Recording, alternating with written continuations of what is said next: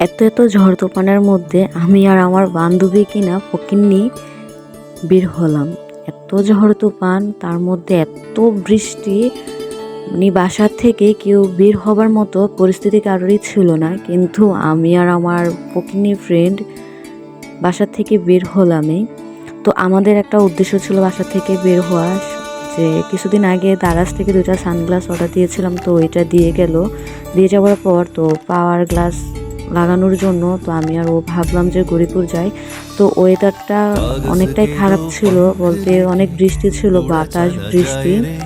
তো ও আমার ফ্রেন্ড হঠাৎ আমাকে বিকেলে কল দিয়ে বলতেছে যে রেডি হতে, বাসার থেকে বের হব। কেন, কোথায় যাব? গরিপুর যাব। যে ওয়েদারে যদি ভুনা খিচুড়ি না খাই তাহলে তো হবে না, আর বাসায় তো একদমই ইচ্ছে নেই। তো আমাদের বাসায় আবার অনেক মেহমান ছিল, তো যাই হোক মেহমানদের রেখে ফাঁকি দিয়ে আমি আর আমার ফ্রেন্ড উদ্দেশ্যে রওনা দিলাম। তো আমাদের যাওয়ার পরে মাঝপথে আমিরাবাদ যে এভাবে আটকে যাব মানে কখনো ভাবিই নাই। এত বৃষ্টি, এত বাতাস। আমি আর আমার ফ্রেন্ড প্রায় 1-1.5 ঘন্টা ছিলাম আমিরাবাদের যাত্রী ছাউনির নিচে থেকে, না পারতেছিলাম বাসায় আসতে, না পারতেছিলাম আমাদের কাজের উদ্দেশ্যে যেতে। তো একটা পর্যায়ে বৃষ্টি কমলো, বাতাসও কমলো, ওয়েদারটাও খুব পরিষ্কার। তো আমি আর আমার ফ্রেন্ড আমাদের উদ্দেশ্য পূরণ করার জন্য গরিপুরে যাওয়া হলো। তো অনেকগুলো চশমা দোকানে গেলাম, আমাদের ওইরকম হচ্ছিল না প্রাইস কিংবা পাওয়ার, যাই হোক। তো একটা পর্যায়ে আমি আর আমার ফ্রেন্ড বললাম যে একটা রেস্টুরেন্টে ঢুকে ভুনা খিচুড়ি খাই। তো একটা ছোট একটা রেস্টুরেন্ট আছে খুব আগে, তো ওই খাবারের টেস্টগুলো আমার কাছে খুব ভালোই লাগে। তো আমি আর আমার ফ্রেন্ড গরিপুর বাজারের ভিতরে ঢুকলাম ঢিংডং রেস্টুরেন্টে। তো ঢোকার পর এক পর্যায়ে আমরা অর্ডার দিলাম ছোলা, তারপর হচ্ছে লুচি। তো এটা খেতে খেতে আমরা অর্ডার দিলাম বিফ বালতি বিরিয়ানি, যেটা প্রাইস ছিল পার প্রাইস 260 টাকা। তারপর আমি একটা অর্ডার দিলাম স্ট্রবেরি লাচ্ছি, যেটার প্রাইস ছিল 130। ছোলা ডাল লুচি, এটা প্রাইস ছিল 200 টাকা। তো যাই হোক, এক পর্যায়ে আমরা খাচ্ছিলাম, খুব টেস্ট, আমার কাছে খাবারগুলো ভালোই লাগছিল। তবে আমার ফ্রেন্ড বললো, ওর কাছে নাকি বললে বালতি বিরিয়ানিটা অতটা টেস্ট হয়নি, ভালো লাগেনি, যে এটা নাকি লবণটা বেশি, ঝালটা বেশি। তবে আমার কাছে মোটামুটি ভালোই লাগছিল। তো এক পর্যায়ে আমরা খাওয়া দাওয়া শেষ করে আবার বাসার উদ্দেশ্যে বের হলাম। হ্যাঁ, এর মাঝে আমার ফোনে চার্জ একদমই ছিল না।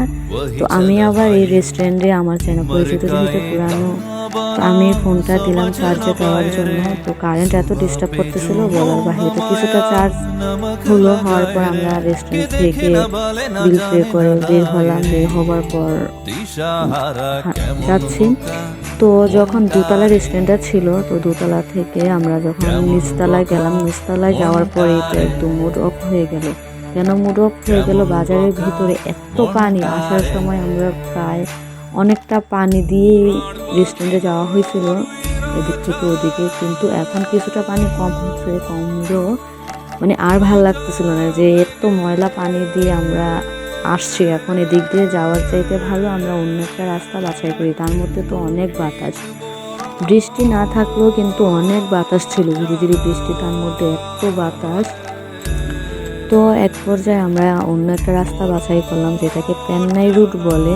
তো এদিক দিয়ে আমি প্রায় যাতায়াত করি, আমার কাছে রুটটা খুবই ভালো লাগে, নিস্তব্ধ একদম, শুধু অটোই চলে, যাতায়াত করে, এছাড়া অন্য সিএনজি রিক্সা ওইসব কিছু যাতায়াত করে না। দুপাশেই, এক পাশে প্রজেক্ট আর এক পাশে জমি, মানে খুবই ভালো লাগে আমার কাছে এই জায়গাটা। তো এক পর্যায়ে আমরা আসলাম, আসার পর আমিরাবাদ থেকে যাব আমিরাবাদ, মানে পেন্নাই রোড থেকে যখন আমরা অটো থেকে নামি তখন একটু হেঁটে যেতে হয়। তো আমি আর আমার ফ্রেন্ড এত বাতাসের মধ্যে মানে পারতেছি না, দ্রুত হেঁটে, মনে হচ্ছে যেন বাতাস আমাদেরকে নিয়ে যাচ্ছে তাদের কাছে। তো এক পর্যায়ে আমরা আমিরাবাদ আসার পর তো আমার ফ্রেন্ড হঠাৎ বলতেছে এখানে একটা বেকারি দোকান আছে আমিরাবাদ, যেটা কচুয়া যাওয়ার রুটে পড়ে। তো ওইখান থেকে কিছু একটা কেক কিংবা ব্রেড এসব কিছু নিয়ে যাই। তো আমি আর আমার ফ্রেন্ড গেলাম, যাওয়ার পর আমাদের আর ওইরকম পাইকারি দামে রাখে নাই। তো সেজন্য একটা পর্যায়ে আমার ফ্রেন্ড নিচ্ছিল না, সেজন্য আমি একাও নিচ্ছিলাম না। আজকে আমার ব্লগ এই পর্যন্তই। আপনারা সবাই অনেক ভালো থাকবেন, আমার জন্য আপনারা দোয়া করবেন। আল্লাহ হাফেজ।